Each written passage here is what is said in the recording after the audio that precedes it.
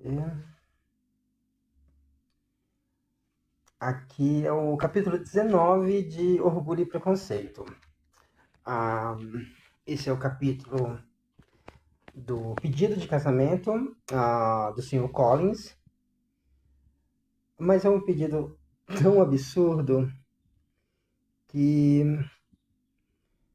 se a recusa já não tivesse sido decidida pela Elizabeth, ela seria efetuada durante o pedido, porque ele ultrapassa todos os limites. No dia seguinte, ao bar em Netherfield, ah, uma nova cena se descortinou em Longbourn. O Sr. Collins fez uma declaração formal. Depois de ter resolvido assim proceder sem perda de tempo, já que sua licença se estendia apenas até o sábado seguinte, e sem nenhuma timidez que a tornasse algo angustiante, nem durante o momento, ele começou de maneira bastante ordeira, com todas as observâncias que imaginou serem parte do negócio. Ao encontrar a senhora Bennet, a Elizabeth e uma das irmãs mais novas juntas, logo após o café da manhã, dirigiu-se a elas. Posso contar, senhora, com sua influência sobre sua filha Elizabeth, ao solicitar a honra de uma audiência privada com ela ao longo desta manhã? Antes que Elizabeth tivesse tempo para qualquer coisa, além de um rubor de surpresa, a senhora Bennet imediatamente respondeu: Minha nossa, sim, claro. Tenho certeza de que Lizzie ficará muito feliz. Tenho certeza de que ela não vai se opor. Venha, Kitty, preciso de você lá em cima. E pegando a costura, estava saindo às pressas quando Elizabeth disse bem alto: Não vá embora, mamãe. Por favor, não vá. O Sr. Collins terá de me desculpar. Ele não pode ter nada a me dizer que todos não possam ouvir. Eu própria estava saindo. Não, não, que bobagem, Lizzie. Quero que você fique. E quando Lizzie parecia realmente prestes a escapar, com uma expressão de irritação e constrangimento, ela acrescentou: Lizzie, eu insisto que você fique e ouça o Sr. Collins. Elizabeth não podia se opor a tal injunção. E com um instante de reflexão, a fez se dar conta de que seria melhor acabar com aquilo da maneira mais breve e discreta possível. Ela voltou a se sentar e tentou, costurando sem parar, esconder seus sentimentos, entre os quais se misturavam a angústia e a hilaridade. A senhora Bennet e Kitty se afastaram, e assim que saíram, o Sr. Collins começou. Acredite, minha cara senhorita Elizabeth, que seu recato, longe de lhe fazer um desserviço, acrescenta mais uma às suas qualidades. A senhorita teria sido menos amável aos meus olhos se não houvesse demonstrado essa pequena hesitação. Mas permita-me assegurar-lhe que tenho a permissão de sua respeitável mãe para dirigir-lhe a palavra. A senhorita, de certo, imagina o propósito do meu discurso, por mais que sua delicadeza natural a leve a disfarçar. Minhas atenções foram marcadas demais para não serem compreendidas. Praticamente no instante em que entrei nesta casa, escolhi a senhorita como a companheira da minha vida futura. Mas antes que eu deixe meus sentimentos acerca desse assunto me dominarem, talvez seja aconselhável explicar por que motivos desejo me casar e por que vim a Hertfordshire com o intuito de selecionar uma esposa como de fato o fiz. A ideia de que o Sr. Collins, com toda a sua solenidade e compostura pudesse deixar seus sentimentos o dominarem, fez Elizabeth chegar tão perto de dar uma risada que ela não pôde usar essa curta pausa para tentar interrompê-lo. E ele então continuou. Desejo me casar porque, em primeiro lugar, acredito ser correto para qualquer parroco em uma situação confortável como eu dar o exemplo do matrimônio à sua paróquia. Em segundo lugar, estou convencido de que aumentará muito minha felicidade. E em terceiro lugar, algo que talvez devesse ter mencionado antes, isso foi me aconselhado e recomendado particularmente pela nobilíssima dama que tenho a honra de chamar de patrona. 2 vezes ela teve a condescendência de me dar a sua opinião sobre o assunto e sem que eu pedisse. No sábado, antes de eu partir de Hunsford, entre nossas partidas de quadrille, quando a senhora Jenkinson estava mudando a posição do banquinho no qual a senhorita de Bug descansava os pés, ela disse: Senhor Collins, o senhor deve se casar. Um parroco como o senhor deve se casar. Escolha corretamente. Por mim, escolha uma moça educada. E pelo senhor próprio, que ela seja uma pessoa ativa e útil, que não tenha sido criada com muitos mimos, para que saiba fazer bom uso de uma pequena renda. Esse é o meu conselho. Encontre uma mulher com essas características assim que puder. Traga-a para Hunsford e eu a visitarei. Aliás, minha bela prima, permita-me observar que não considero as atenções e gentilezas de Lady Catherine de Bourgh uma das menores vantagens que está em meu poder oferecer. A senhorita verá que não sou capaz de fazer justiça à polidez dela, e sua espirituosidade e vivacidade, creio, lhes serão aceitáveis, sobretudo quando amenizadas pelo silêncio e o respeito inevitavelmente despertados por alguém de tamanha posição social. Isso é tudo o que direi sobre minha opinião geral a respeito do matrimônio. Resta-me explanar porque decidi vir a Longbourn em vez de me ater à minha própria vizinhança, onde, asseguro-lhe, há muitas jovens amáveis. O fato é que, como irei herdar essa propriedade depois da morte de seu honrado pai, que, no entanto, pode ainda viver mais muitos anos, não conseguiria ficar satisfeito se não escolhesse uma de suas filhas por esposa, de modo que a perda para elas fosse a menor possível quando esse melancólico acontecimento ocorrer. Algo que, como eu já disse, talvez demore muitos anos. Esse foi meu motivo, minha bela prima, e acredito que ele não a fará estimar-me menos. E agora basta apenas que eu lhe assegure da maneira mais enfática possível a força da minha afeição. A questão da fortuna me é perfeitamente indiferente e não farei nenhuma demanda dessa natureza a seu pai, pois sei muito bem que ela não poderia ser atendida e que tudo o que a senhorita talvez venha a ter são 1.000 libras investidas a juros de 4% ao ano, que só serão sua após a morte de sua mãe. Sobre esse assunto, portanto, manterei um silêncio constante e a senhorita pode ter certeza de que nenhuma censura mesquinha jamais me sairá dos lábios depois de nos casarmos. Tornara-se absolutamente necessário interrompê-lo. O senhor se precipita, exclamou Elizabeth. Esquece-se de que não respondi ainda. Deixe-me fazê-lo sem perda de tempo.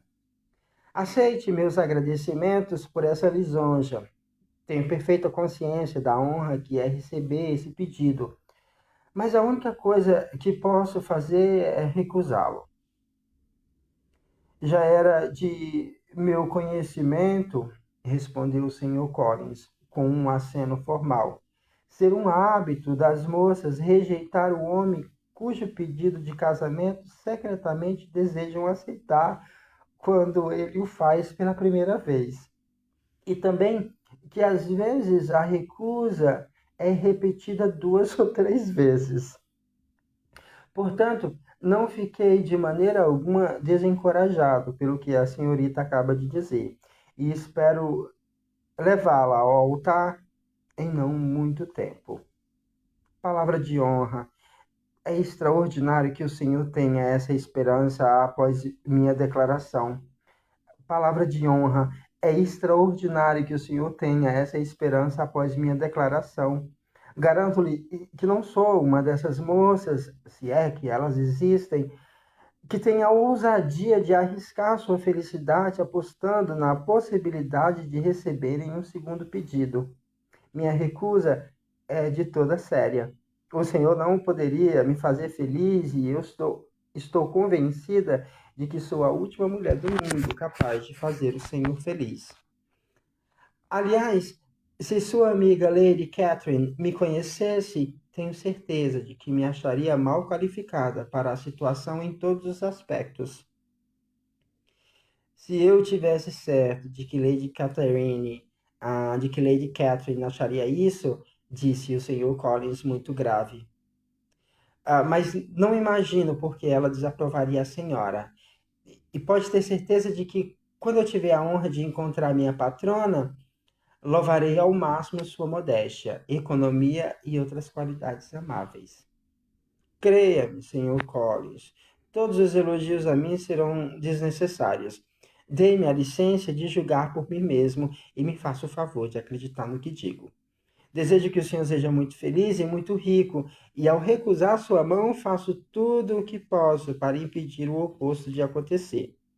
Depois de me fazer esse pedido, o senhor de certo há de esquecer a delicada preocupação que teve em relação à minha família e poderá tomar posse de Longbourn quando a propriedade se tornar sua, sem escrúpulos de consciência. Essa questão, portanto, pode ser considerada resolvida. E levantando-se ao dizer isso, Elizabeth teria deixado a sala se o Sr. Collins não houvesse falado. Quando eu tiver a honra de abordar o assunto com a senhorita da próxima vez, espero receber uma resposta mais favorável do que essa que acabei de ouvir. Mas estou longe de acusá-la de crueldade por enquanto, pois sei que é um costume estabelecido do seu sexo rejeitar um homem quando este faz o pedido pela primeira vez. Talvez mesmo agora, a senhorita tenha me dado todo o encorajamento adequado à verdadeira delicadeza feminina. Realmente, Sr. Collins, o senhor me deixa muito intrigada, exclamou Elizabeth com alguma irritação. Se o que eu disse até agora pode lhe parecer um encorajamento, não sei como expressar minha recusa de modo a convencê-lo de que ela é uma recusa. Minha querida prima, precisa me desculpar se acredito que sua recusa ao meu pedido é apenas uma questão formal. Meus motivos para isso são, em resumo, os seguintes. Não me parece que minha mão seja indigna de ser aceita pela senhorita, ou que a situação que ofereço possa não ser altamente desejável. Minha posição, meu relacionamento com a família de Bug e meu parentesco com a sua própria são todas circunstâncias a meu favor. E a senhorita deve considerar também que, apesar dos meus muitos atrativos, não é possível ter certeza de que receberá qualquer pedido de casamento. E a senhorita deve considerar também que, apesar dos seus muitos atrativos, não é possível ter certeza de que receberá qualquer outro pedido de casamento. Seu dote, infelizmente, é tão pequeno que é muito provável que anule os efeitos da sua beleza e das suas amáveis qualidades.